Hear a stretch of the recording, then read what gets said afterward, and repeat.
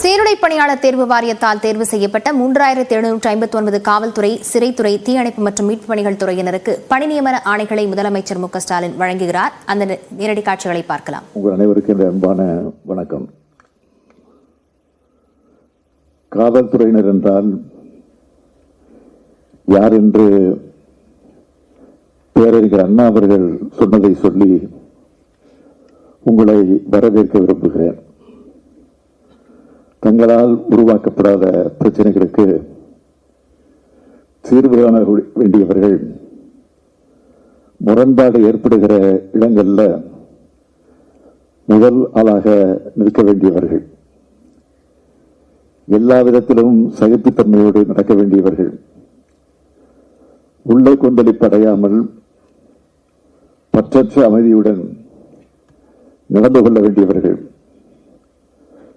பெற்ற சிறந்த பேச்சுக்கேற்ப கடமை உணர்ச்சி மிக்கவர்களாக இருக்க வேண்டியவர்கள்.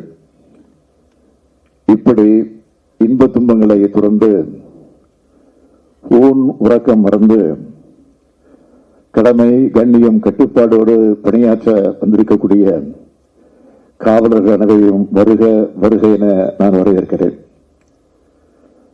165 ஆண்டுகள் பழமையும் பெருமையும் மிக்க தமிழ்நாடு காவல்துறையில நீங்கள் எல்லாம் அடியெடுத்து வைக்கிறீங்க. அதற்காக முதல்ல என்னுடைய வாழ்த்துக்கள். நம்ம திராவிட மாடல் அரசை பொறுத்த வரைக்கும் காவலர்கள் போற்றக்கூடிய அரசாக, காவல்துறையில் இருக்கக்கூடியவங்களுக்கு பல நலத்திட்டங்களை நிறைவேற்றி தரக்கூடிய அரசாக, நேர்மையா திறமையா செயல்பட்டு மக்களை காப்பாற்றுற காவல்துறையினருக்கு பக்கபலமாக இருக்கக்கூடிய அரசாக அமைந்திருக்கிறது. அதனாலதான் இந்தியாவிலேயே, ஏன் உலக அளவிலேயே ஸ்காட்லாந்து நாடுக்கு இணையான காவல்துறைன்னு தமிழ்நாடு காவல்துறை விளங்கி கொண்டிருக்கிறது. அதை யாரும் மறுக்க முடியாது. அதோட அடையாளமாக தான் சமீபத்தில் குடியரசுத் தலைவர் கொடி அங்கீகாரம், காவல் பதக்கம், 75வது ஆண்டு விடுதலை நாள் விழா பதக்கம், தமிழ்நாடு காவல்துறையில மகளிர் இணைந்து பணியாற்ற ஒரு பொன்விழா கொண்டாடக்கூடிய வகையில் பதக்கம் வழங்கி தமிழ்நாடு காவல்துறையில செயல்படுகிற அனைவரையும் பாராட்டி இருக்கிறோம், ஊக்கப்படுத்தி இருக்கிறோம். இன்னும் சொல்லணும்னா, காவல்துறையை மேம்படுத்துவதற்காக காவலர்களுக்கான வசதிகளை ஏற்பாடு செஞ்சு தரவும் முதலாக காவல் ஆணையம் அமைத்ததோடு அதிகமான எண்ணிக்கையில் காவல் ஆணையங்கள் அமைச்சு பல்வேறு முன்னோடி திட்டங்களை நிறைவேற்றினது திராவிட முன்னேற்ற கழக அரசு தான். கடந்த 3 ஆண்டுகள்ல காவலர்கள் முதல் டிஎஸ்பி வர 17,435 நபர்களை காவல்துறையிலையும், 1,252 பேரை தீயணைப்பு துறையிலும், 366 பேரை சிறைத்துறையிலும் புதுசா நியமிச்சிருக்கிறோம். அவங்களும் பாராட்டக்கூடிய வகையில சிறப்பாக பணியாற்றிக் கொண்டிருக்காங்க. மக்களை காக்க வரும் காவல்துறையினரை காக்கும் நம்மோட திராவிட மாடல் அரசோட திட்டங்கள் சிலவற்றை உங்களுக்கு நினைவுபடுத்த விரும்புகிறேன். 2ஆம் நிலை காவலர்கள் முதல் தலைமை காவலர் வரையிலான ஆளுநர்களுக்கு வாரத்தில் ஒரு நாள் விடுமுறை, காவல் உதவி ஆய்வாளர்களுக்கு 15 நாட்களுக்கு ஒரு முறை விடுமுறை, இடர்படி 1000 ரூபாயாக உயர்வு, சென்னையை தலைமையிடமாக கொண்டு பணியாற்றக்கூடிய மாநில நுண்ணறிவு பிரிவு, குற்றப்பிரிவு, குற்றப்புலனாய்வுத்துறை, பொருளாதார குற்றப்பிரிவு, கடலோர காவல்படை, ரயில்வே காவல்படை, காவல் பயிற்சி பள்ளி, தாம்பரம் மற்றும் ஆவடி மாநகரங்களில் பணிபுரியக்கூடிய காவலர்கள் முதல் ஆய்வாளர்கள் வர மாதந்தோறும் உணவுப்படி, காவலருடைய வாழ்க்கை துணைவியருக்கும் மருத்துவ பரிசோதனை, இரவு பணிக்கு செல்லக்கூடிய அதிகாரிகளுக்கு சிறப்பு படி, காப்பீட்டு தொகை 2 மடங்காக உயர்வு, மன அழுத்தம் போக மகிழ்ச்சி திட்டம், பெண் காவலர்கள் வேலை மற்றும் வாழ்க்கை ஆகியவற்றில் சமநிலை பேண பயிற்சி அளிக்கக்கூடிய ஆனந்தம் என்கிற திட்டம், காவலர் ஆளுநர்கள் மேல நிலுவையில் இருந்த 2249 சிறு தண்டனைகள் ரத்து. இதெல்லாம் காவல்துறையினர் எதிர்கொள்கின்ற பிரச்சனையில் என்னுடைய கவனத்துக்கு வந்தவுடனே அவங்களுடைய நலனுக்காக நம்ம அரசு செஞ்சது. இப்படி திராவிட மாடல் அரசின் காலம்தான் தமிழ்நாடு காவல்துறையினுடைய பொற்காலமாக அமைந்திருக்கிறது என்பதை நான் மகிழ்ச்சியோடு தெரிவித்துக் கொள்கிறேன்.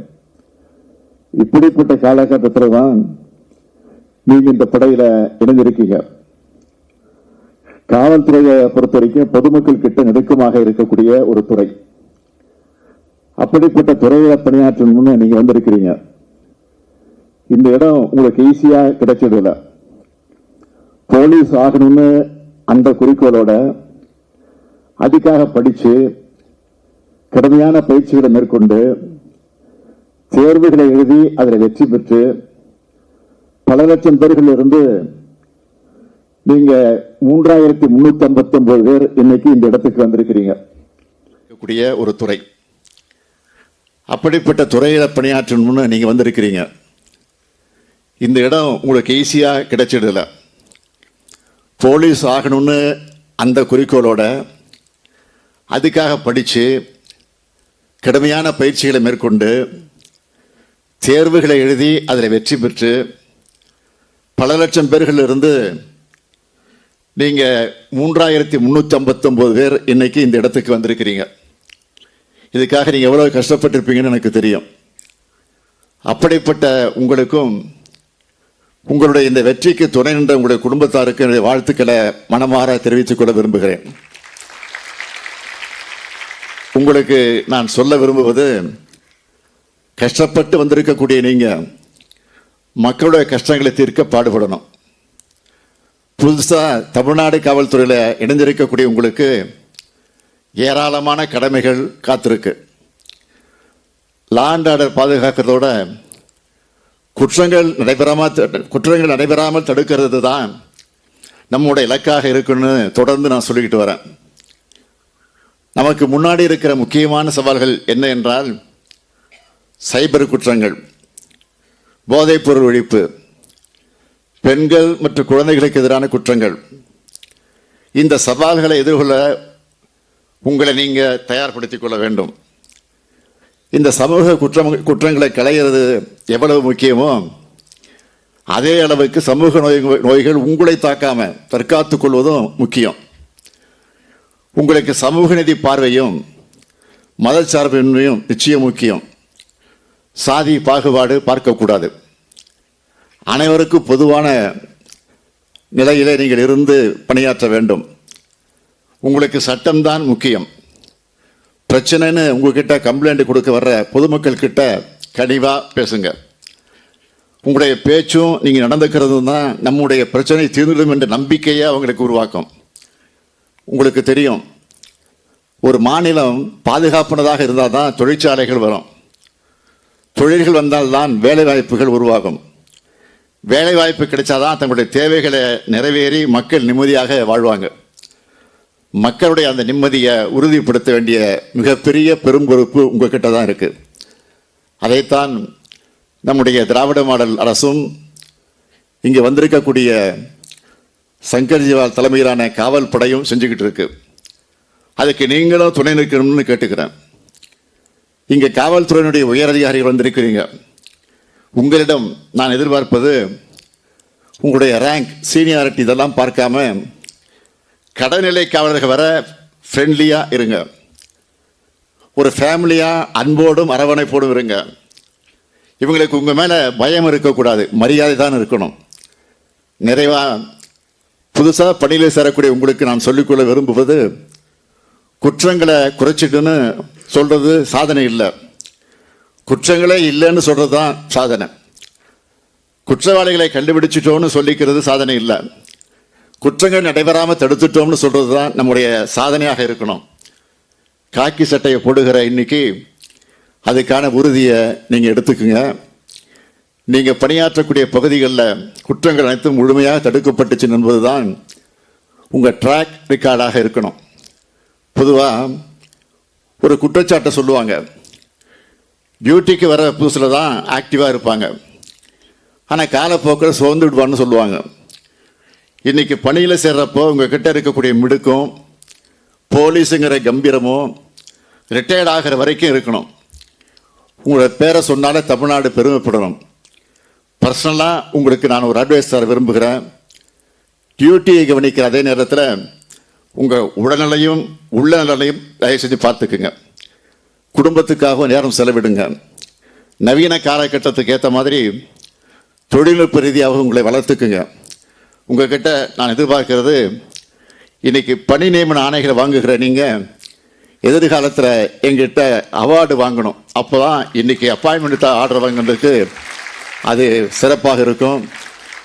அதை மட்டும் நான் இந்த நேரத்தில் நினைவு கூர்ந்து சொன்னீங்களா, அதுதான் எங்களுக்கு பெரும் மகிழ்ச்சி அமைந்திட முடியும்.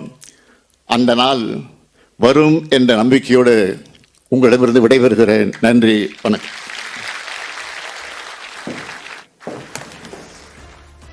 வாழ்த்துரை வழங்கிய மாண்புமிகு முதலமைச்சர் அவர்களுக்கு நன்றி. தமிழ்நாடு சீருடை பணியாளர்களை வழங்கி முதலமைச்சர் பேசியிருக்கிறார். விவரங்களை பின்னர் வரும் செய்திகளில் பார்க்கலாம்.